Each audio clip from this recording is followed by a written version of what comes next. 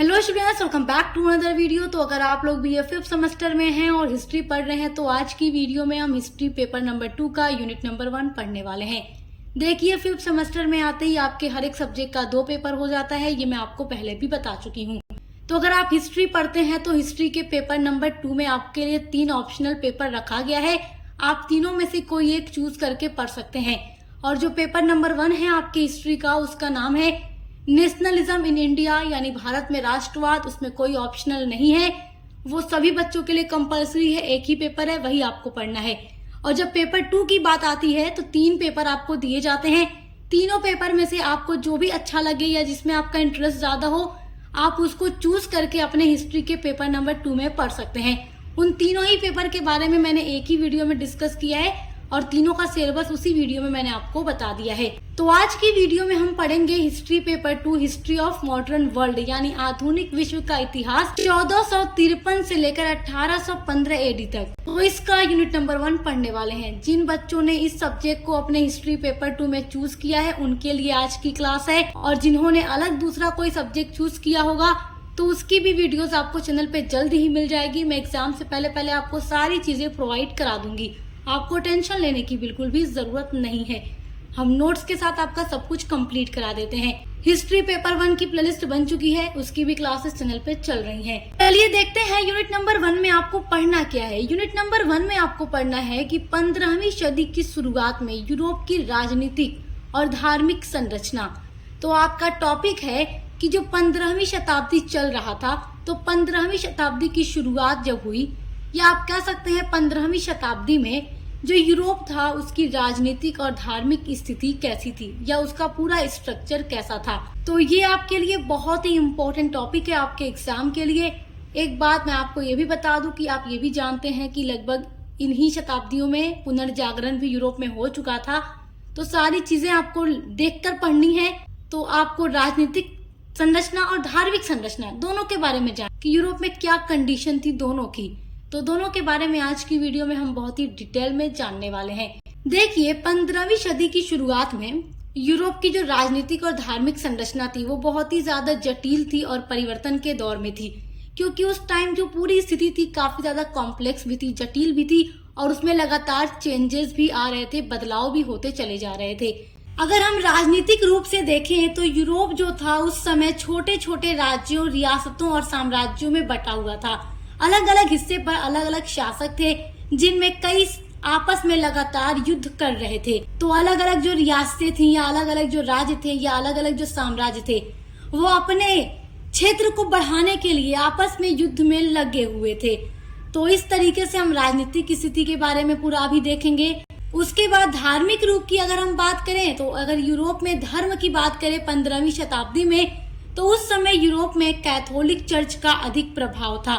Catholic church का Europe पर मजबूत नियंत्रण था। लेकिन सुधार आंदोलन जब होता है, जब धर्म सुधार आंदोलन चलाया जाता है, तब जाकर कैथोलिक चर्च के प्रभाव में कमी देखने को मिलती है। तो यहाँ पर एक छोटा सा व्यू हमने देखा है राजनीतिक और धार्मिक संरचना का यूरोप में। आइए अब इसको डिटेल में जानने की कोशिश करते हैं। यूरोप की राजनीतिक संरचना और धार्मिक संरचना को पढ़ने से पहले आपको पुनर्जागरण के बारे में थोड़ा सा जानना जरूरी है। पुनर्जागरण क्या है ये आप इससे पहले 4th सेमेस्टर में पढ़ चुके हैं, और आप यूनिट नंबर 2 में भी इस सेमेस्टर में पढ़ने वाले हैं पुनर्जागरण के बारे में। तो 15वीं सदी में लगभग पुनर्जागरण की शुरुआत हो चुकी थी, जिसने कला, साहित्य और विज्ञान, धर्म आदि के क्षेत्र में नए नए परिवर्तन किए, नए नए विचारों को जन्म दिया। तो पुनर्जागरण का भी एक प्रभाव पड़ता है यूरोप की राजनीतिक और धार्मिक संरचना पर। इस बात को भी याद रखिएगा। चलिए देखिए, अब आपकी हेडिंग है 15वीं सदी की शुरुआत में यूरोप की राजनीतिक संरचना या राजनीतिक स्थिति कैसी थी। तो देखिए, 15वीं सदी में यूरोपीय राजाओं ने अपनी सैन्य और वित्तीय शक्ति को मजबूत बनाया, जिससे नए राज्यों का भी उदय लगातार वहां हो रहा था। 15वीं सदी में यूरोप की राजनीतिक संरचना में सामंतवाद का भी उदय हो चुका था। यूरोप में राजनीतिक और आर्थिक प्रणाली जो 15वीं सदी से लेकर के 15वीं सदी तक यूरोप में प्रचलित थी, वो व्यवस्था थी सामंतवाद व्यवस्था।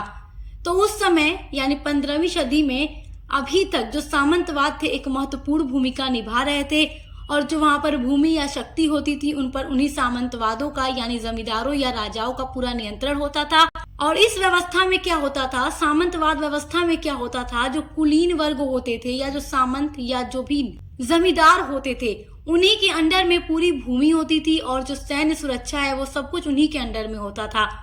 तो इसलिए जो कुलीन वर्ग होते थे वो भूमि और सैन्य सुरक्षा के बदले किसानों से श्रम या दासता लेते थे। मतलब वो किसानों से श्रम लेते थे। अब मान लीजिए कि जो भूमि है, तो किसानों की जो भूमि होती थी उसको जागीर कहा जाता था और उस पर खेती करने के बदले किसान क्या करते थे, टैक्स चुकाते थे। किसको? कुलीन वर्ग को वो टैक्स देते थे, श्रम देते थे, या आप कह सकते हैं दासता देते थे। तो अभी तक वहां पर ये सामंतवाद व्यवस्था प्रचलित थी और किसानों को हमेशा अपने खेती करने के बदले कुलीन वर्ग को अधिक से अधिक कर देना पड़ता था। तो ये भी एक यूरोप की राजनीतिक संरचना का महत्वपूर्ण बिंदु है। सामंतवाद के अलावा अगर बात करें तो युद्ध भी यूरोप की राजनीतिक संरचना का एक महत्वपूर्ण बिंदु है, क्योंकि विभिन्न राजाओं और रियासतों के बीच लगातार युद्ध होता रहता था, जिस कारण यूरोप की जो राजनीतिक संरचना थी वो अस्थिर बनी रहती थी। मतलब कह नहीं सकते थे कि एकदम जो भी कंडीशन चल रही है एकदम फिक्स है, स्थिर है, वो अस्थिर रहती थी, क्योंकि लगातार युद्ध चलते कोई भी जीत या हार सकता था।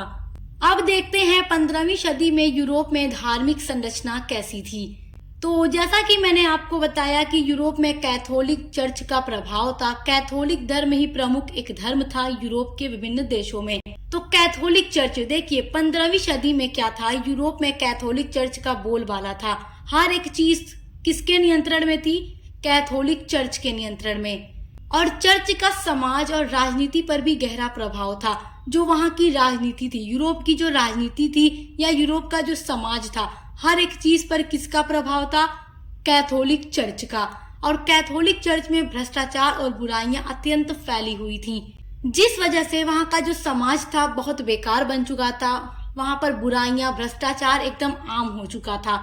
तो कैथोलिक चर्च में व्याप्त भ्रष्टाचार और बुराइयों को समाप्त करने के लिए इसके विरोध में एक आंदोलन चलाया गया, जिसको धर्म सुधार आंदोलन कहा गया। तो आप जब पुनर्जागरण पढ़ते हैं अपने वर्ल्ड हिस्ट्री में, तो पुनर्जागरण जब आप पढ़ते हैं उसके बाद आपने देखा कि यूरोप में जोरों शोरों से धर्म सुधार आंदोलन चलाया गया था।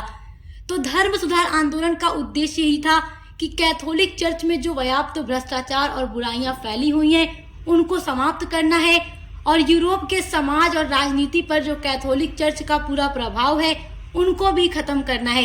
यानी अत्यधिक चीजें किसके अंडर में थी? कैथोलिक चर्च के अंडर में थी। यूरोप में जो कुछ भी था कैथोलिक चर्च ही था। इसी का कह लीजिए कि पूरा यूरोप में बोलबाला था।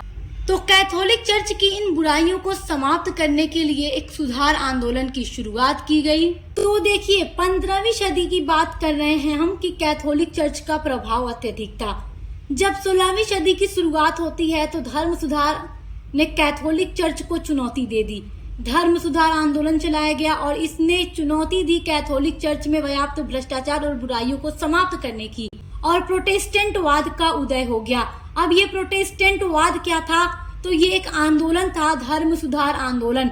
तो इसकी शुरुआत हुई थी 1517 ईस्वी में जर्मनी में मार्टिन लूथर के द्वारा। तो मार्टिन लूथर जो थे वो धर्म सुधार आंदोलन के नेता थे, जिन्होंने 1517 ईस्वी में इस आंदोलन की शुरुआत जर्मनी से की थी, क्योंकि मार्टिन लूथर जर्मनी के ही मूल निवासी थे और अपने ही देश से इन्होंने शुरुआत की धर्म सुधार आंदोलन की कि जो कैथोलिक धर्म में व्याप्त भ्रष्टाचार और बुराइयां फैल चुकी हैं उनको समाप्त करना है और जनता को और यूरोप के लोगों को सही राह दिखानी है कि धर्म ऐसा नहीं होता। तो इसके विरोध में उन्होंने क्या किया कि एक आंदोलन चला दिया और कैथोलिक चर्च को चुनौती दे दी कि मैं तुम्हारे अंदर भ्रष्टाचार और फैली बुराइयों को खत्म करके रहूंगा।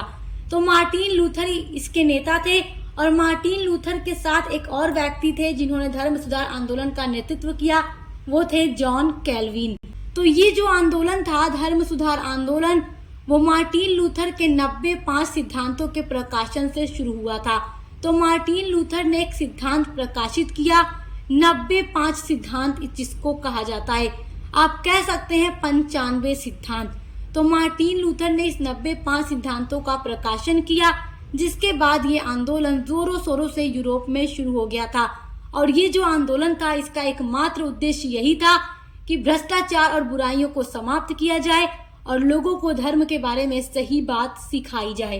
कैथोलिक चर्च में बुराइयों को समाप्त करने के लिए जो आंदोलन चलाया गया, धर्म सुधार आंदोलन, इसकी महत्वपूर्ण बातें भी जान लेते हैं। देखिए, यूरोप में ईसाई धर्म ही प्रमुख था और कैथोलिक चर्च का प्रभाव उस समय यूरोप पर बहुत ज्यादा था।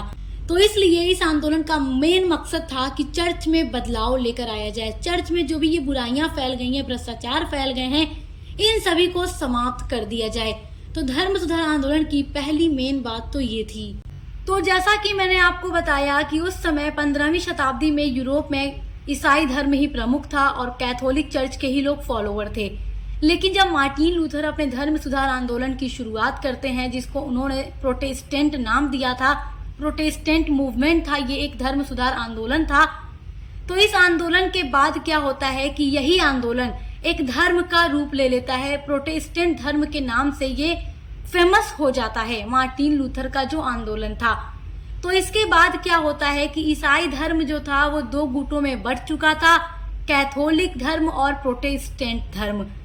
तो जिन लोगों को अब ये लगने लगा कि हाँ, प्रोटेस्टेंट धर्म जो है ये सही है, ये कैथोलिक चर्च के खिलाफ है, उसमें व्याप्त भ्रष्टाचार और बुराइयों को ये समाप्त करने की बात करता है, तो वाकई ये चीजें सही हैं, तो उन लोगों ने कैथोलिक चर्च को छोड़कर प्रोटेस्टेंट धर्म के साथ जुड़ गए और प्रोटेस्टेंट धर्म के साथ जुड़कर उन्होंने अपने मूवमेंट को जारी रखा कि समाज में ये भ्रष्टाचार और बुराइयां समाप्त करके ही हम रहेंगे।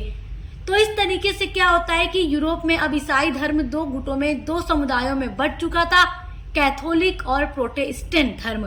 तो इस तरीके से क्या होता है, धीरे धीरे कैथोलिक चर्च का प्रभाव समाप्त होने लगता है और रोम के पोप के व्यापक धर्म संबंधी अधिकारों को भी प्रोटेस्टेंट धर्म ने समाप्त कर दिया, क्योंकि रोम में पोप का ही पूरा अधिकार था। तो उन अधिकारों को भी प्रोटेस्टेंट धर्म के द्वारा समाप्त कर दिया गया और उसके अलावा धर्म से जुड़ी जो बुराइयां और भ्रष्टाचार थी उनको भी खत्म करने के लिए जनता के सामने धर्म का सही रूप दिखाया गया कि जो ये चीजें हैं वो गलत हैं, प्रोटेस्टेंट धर्म में जो बातें बताई जा रही हैं वही सही हैं।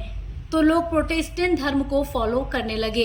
इस तरीके से क्या हुआ कि ये जो धर्म सुधार आंदोलन जर्मनी से शुरू हुआ था, ये यूरोप के हर देश में फैल जाता है और साथ ही साथ ये इंग्लैंड में भी फैलता है, जिससे क्या होता है कि हर एक देश में जो भी कैथोलिक चर्च का प्रभाव था, जो भी धर्म के अंदर भ्रष्टाचार और बुराइयां फैली हुई थी, गलत चीजें जो थी, उनको समाप्त किया जाता है और यूरोप के देशों में राष्ट्रीय भावना का विकास होता है। तो इस तरीके से क्या होता है कि मार्टिन लूथर ने ये जो धर्म सुधार आंदोलन चलाया, उस आंदोलन ने यूरोप की राजनीतिक, सामाजिक और धार्मिक संरचना को बदलकर रख दिया। तो एग्जाम में जब आपसे क्वेश्चन पूछेगा कि 15वीं शताब्दी में यूरोप की राजनीतिक और धार्मिक स्थिति का या संरचना का वर्णन कीजिए, तो जिस तरीके से ये नोट्स मैंने पॉइंट में तैयार किया है, इसी तरीके से अगर आप अपने एग्जाम में आंसर में लिख कर आएंगे तो आपको नंबर बहुत अच्छा मिलेगा, क्योंकि जब भी आंसर पॉइंट में लिखे जाते हैं तो काफी ज्यादा इफेक्टिव लगते हैं और एग्जामिनर को पसंद भी आते हैं और एग्जामिनर पूरा नंबर दे देता है। तो आपकी जो यूनिट नंबर 1 है वो इसी वीडियो के माध्यम से समाप्त होती है। अब जो आपके यूनिट नंबर 2 का टॉपिक है पुनर्जागरण, उसके बारे में हम पढ़ेंगे अगली वीडियो में। तो अब मिलते हैं अगली वीडियो के साथ।